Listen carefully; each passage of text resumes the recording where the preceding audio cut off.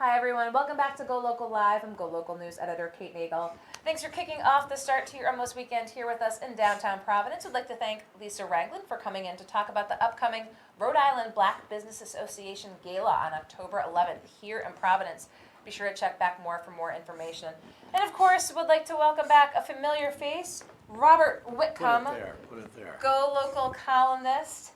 Or actually, to do it right, you're supposed to go like that. Or a right? little high Or is that five. farewell, or I quit, whatever. High five, it's Friday, ready to rock and roll. Big news on Go Local right now. Fall River Mayor Shazel Correa is I in love some that. You hot cannot water. keep a good sociopath down. Shaking down purportedly marijuana businesses. Right. Haven't I warned about this for the last 5 years I've been Did you coming warn in here? about politicians shaking down marijuana?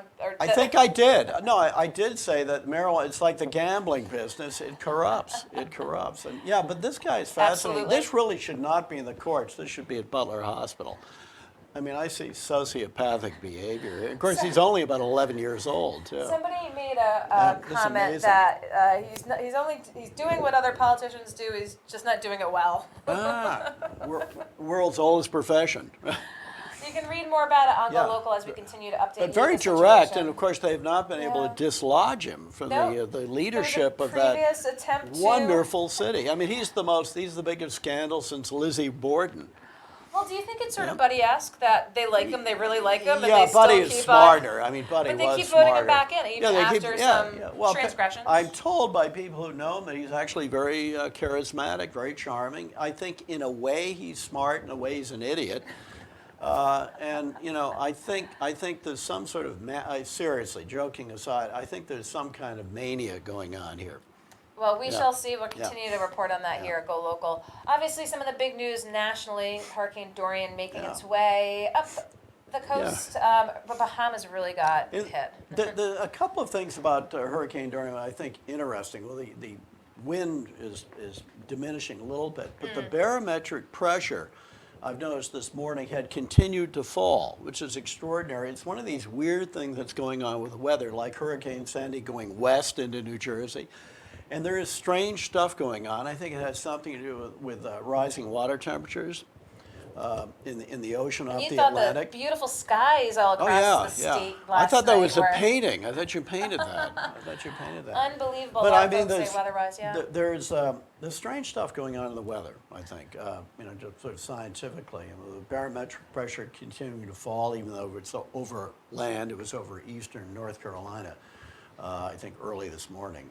Another interesting that came up regarding hurricanes, I read yesterday about testimony given a couple of months ago to Congress saying that the 5G networks is going to screw up weather forecasting. Very interesting. And By interfering with the signals from the communications and weather satellites, and could reduce accuracy by 30%. 30%. And this has particular interest in New England in predicting hurricanes, because in New England, once hurricanes that strike us, once they get north of, say, Cape Hatteras of the Carolinas, they accelerate very, very rapidly.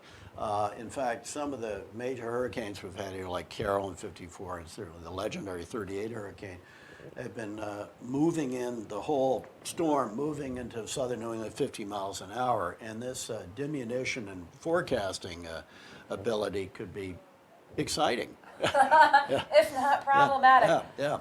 Speaking of things that seem to be diminishing in volatility, Go Local wrote this week on what's the prospects of the Thane Tower now that we're going into year 3, and looking at potentially a little bit of a different economy than when developer Jason Fain had eyed Providence for his not a problem with interest 46-story rates. tower. Yeah, So I mean, what the do you interest think? rates are very, very low, but my hunch is we still will go into a recession next year. Now, how this will affect everything, I don't know. The Fed is doing, and prodded by President Trump, is doing everything they can to keep the interest rates very, very low, to keep the economy going. But I think they've pretty much used up their toolbox at this point. And you're now getting into negative interest rates where you will be paying a bank to hold your money.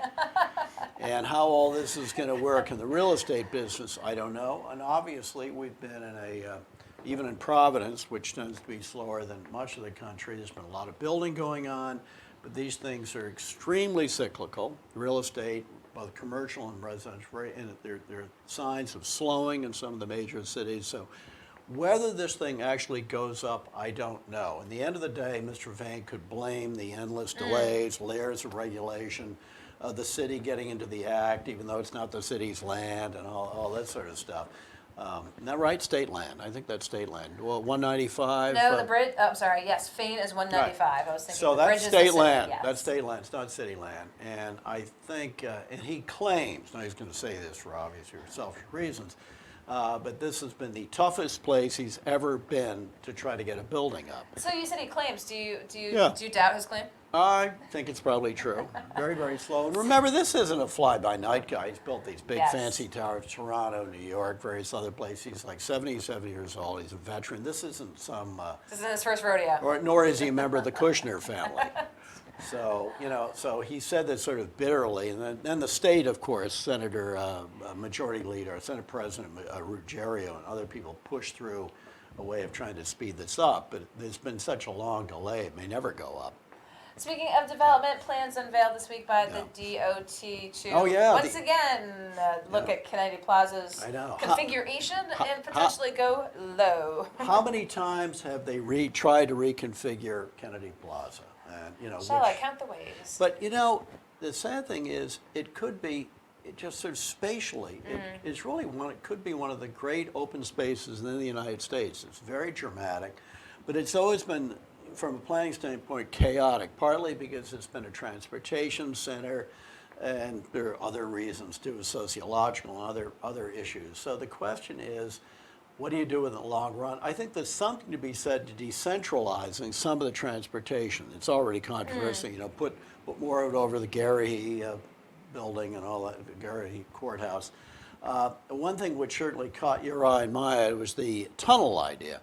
Well, streets full of water, please advise. I mean, we're virtually at sea level, and I'm not sure how that would work from an engineering standpoint. Now, you can put tunnels at sea level, but it's very, very complicated. Well, GoLocal broke the story about the Gano Street exit that they're looking to plan on in, 50 years projections from URI. Underwater. Potentially underwater. They need to do, obviously, environmental impact statements, but we shall see what happens moving forward with the proposal. More boat traffic. Venice does very well getting the crowd. I think looking around, I'm looking out the window here, this could be sort of the American Venice. The American Venice. Or maybe Atlantis is more like it. What can we expect this weekend? Okay, other things. Something that caught my eye, the cranberry growers, which have in southeastern New England, which is the biggest crop by revenue for Massachusetts. They want to put, there's a state plan to put solar panels on the cranberry bogs, sell the electricity and kick back some of the money in the form of stipends to the cranberry growers. The idea is both to protect open space, cranberries, and to have more locally created renewable energy. Okay. There's some doubt as to whether in some places this might affect the crop by shading. But we'll find out. But I thought that was kind of neat. Protect open space and generate electricity. Another interesting thing I thought was there's a state senator from Massachusetts called Dean Tron, a Republican, who wants to put in a law on barring face coverings by demonstrators and protesters. And I agree with him on this. For the reason of identifying individuals? Identifying crime, yeah. And there are 15 or 16 countries, including several Muslim countries, where women often wear burqas, where they've banned this as a law enforcement thing. In France, it's banned. Those burqas that cover everything except for this little view, What do you see as the potential for this in Massachusetts? I think it's got a chance, actually. Got a chance. The guy, it's tough. He's a Republican. He's from Fitchburg, and, it's a Democratic state, but we'll have to see what the law enforcement people say, the state police and the governor. But I didn't think this was treated as some crank idea. But again, 15, 16 countries have banned the burqa for a similar reason. The exception would have to be kids at Halloween, little kids at Halloween. The Halloween carve-out, the Halloween caveat. Like that. I think that's it. The other thing, I've noticed that CVS is pumping up their anti-smoking thing. Well, I noticed also, I remember that last year they bought Aetna's health insurance, among other things. So the money and CVS got out of selling tobacco products, I think 2014. So they lost some revenue in that. They may make it up in lower and smaller claims on the health insurance side. There's an you know? upside. So Okay. it's very exciting.